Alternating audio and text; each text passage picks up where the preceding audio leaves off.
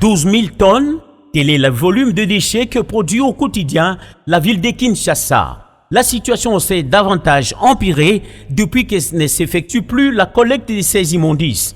Tout compte fait, la ville s'est engagée de 3 500 000 tonnes de déchets disséminés à travers les 24 communes de la capitale. En croit Daniel Bumba, gouverneur de la ville de Kinshasa, Kinshasa manque une politique de gestion des déchets. De programme national d'assainissement PENA à Kinbo-Péton en passant par Paropok, tous ces programmes n'ont été que des simples tentatives qui n'avaient rien donné de concret.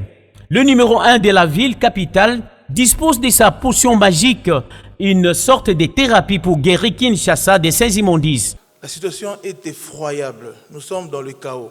Raison pour laquelle les jours précédents, j'ai décrété une guerre face aux immondices. Une guerre pour que nous puissions avoir une vie propre. Mais là, je sens que ça ne suit pas encore vraiment d'avant comme nous voulons, parce que nous pensons que la problématique de l'assainissement, c'est une question du gouverneur de la ville. Non, c'est une affaire qui nous implique tous en tant que citoyens de cette ville.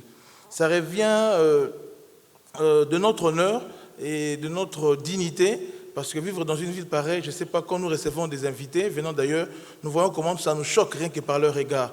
Alors nous devons être vraiment impliqués dans la question.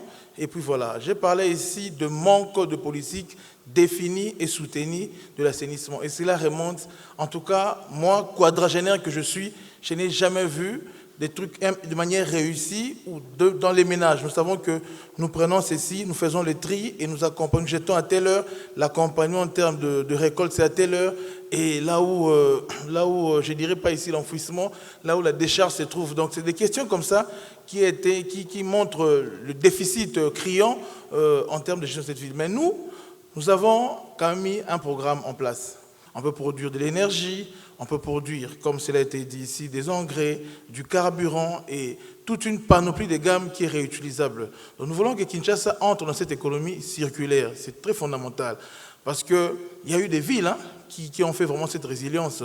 On voyait des villes indiennes où c'était des décharges énormes. Mais aujourd'hui, si vous passez là-bas, c'est de l'histoire.